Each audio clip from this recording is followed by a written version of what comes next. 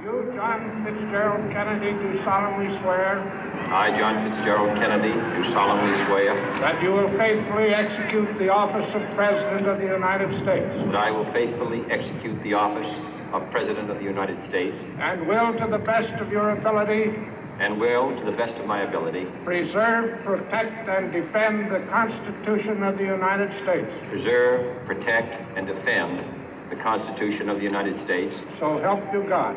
So help me God.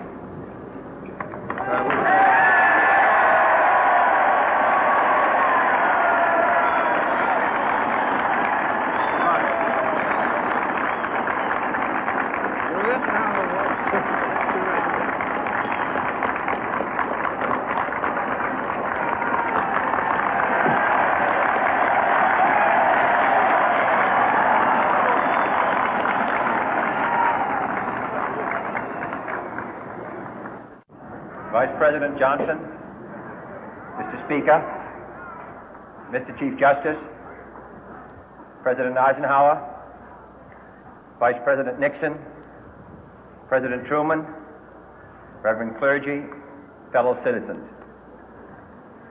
We observe today not a victory of party, but a celebration of freedom, symbolizing an end as well as a beginning, signifying renewal as well as change. For I have sworn before you and Almighty God the same solemn oath our forebears prescribed nearly a century and 3/4 ago. The world is very different now, for man holds in his mortal hands the power to abolish all forms of human poverty and all forms of human life. And yet the same revolutionary beliefs for which our forebears fought are still at issue around the globe. The belief that the rights of man come not from the generosity of the state, but from the hand of God.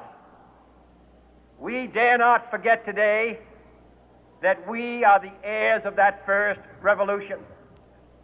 Let the word go forth from this time and place to friend and foe alike that the torch has been passed to a new generation of Americans born in this century, tempered by war, disciplined by a hard and bitter peace, proud of our ancient heritage, and unwilling to witness or permit the slow undoing of those human rights to which this nation has always been committed and to which we are committed today at home and around the world.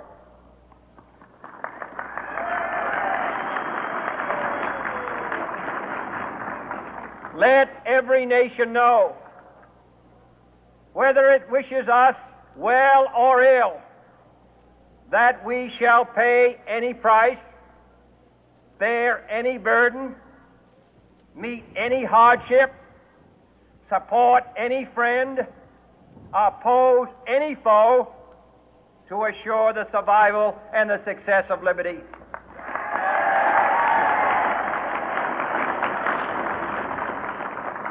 This much we pledge and more.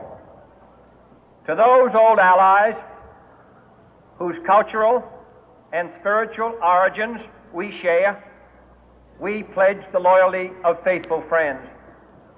United, there is little we cannot do in a host of cooperative ventures. Divided, there is little we can do, for we dare not meet a powerful challenge at odds and split asunder. To those new states whom we welcome to the ranks of the free, we pledge our word that one form of colonial control shall not have passed away, merely to be replaced by a far more iron tyranny. We shall not always expect to find them supporting our view, but we shall always hope to find them strongly supporting their own freedom, and to remember that in the past, those who foolishly sought power by riding the back of the tiger ended up inside.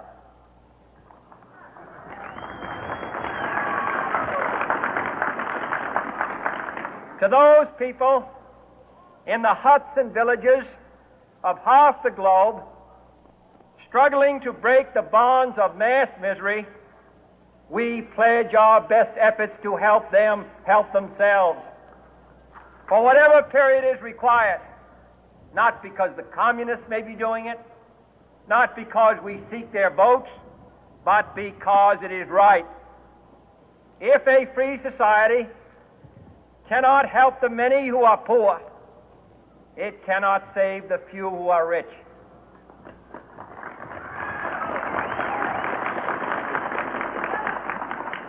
To our sister republics south of our border, we offer a special pledge to convert our good words into good deeds, in a new alliance for progress, to assist free men and free governments in casting off the chains of poverty. But this peaceful revolution of hope cannot become the prey of hostile powers. Let all our neighbors know that we shall join with them to oppose aggression or subversion anywhere in the Americas. And let every other power know that this hemisphere intends to remain the master of its own house.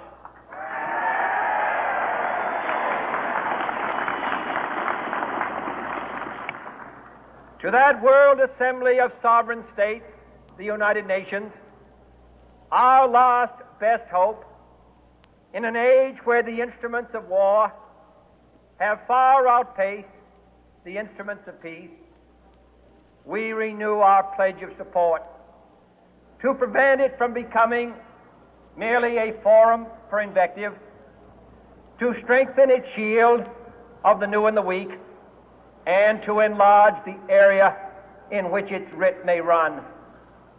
Finally, to those nations who would make themselves our adversary, we offer not a pledge, but a request that both sides begin anew the quest for peace.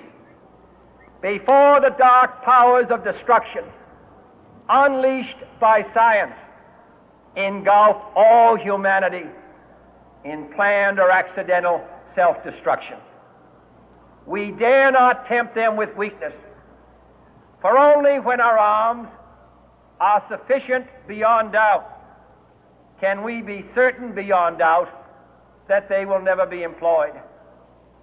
But neither can two great and powerful groups of nations take comfort from our present course, both sides overburdened by the cost of modern weapons, both rightly alarmed by the steady spread of the deadly atom, yet both racing to alter that uncertain balance of terror that stays the hand of mankind's final war.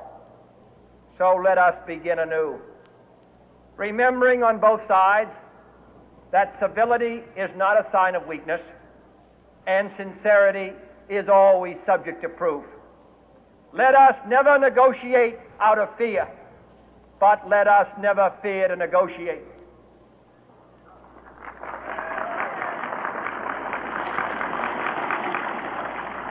Let both sides explore what problems unite us, instead of belaboring those problems which divide us.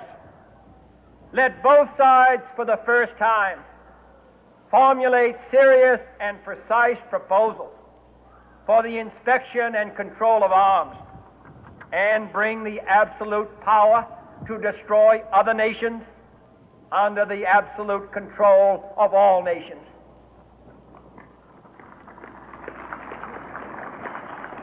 Let both sides seek to invoke the wonders of science instead of its terrors.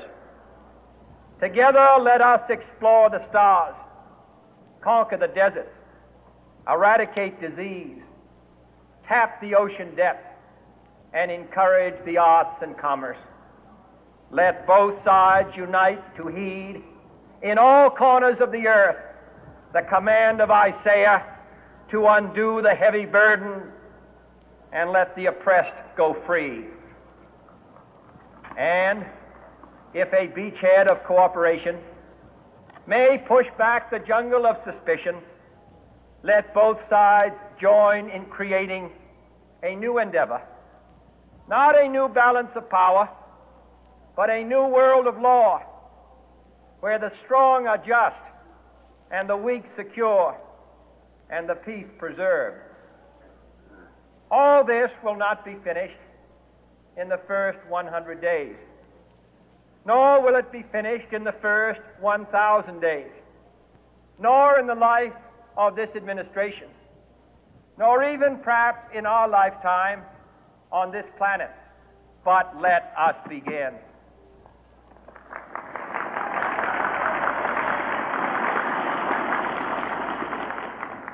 In your hands, my fellow citizens, more than mine, will rest the final success or failure of our course.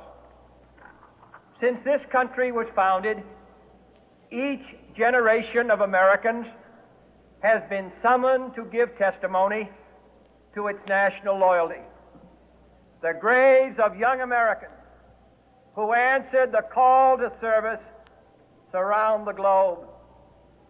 Now the trumpet summons us again, not as a call to bear arms, though arms we need, not as a call to battle, though in battle we are, but a call to bear the burden of a long twilight struggle, year in and year out, rejoicing in hope, patient in tribulation, a struggle against the common enemies of man, tyranny, poverty, disease, and war itself.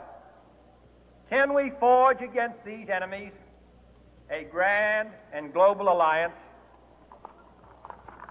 north and south, east and west, that can assure a more fruitful life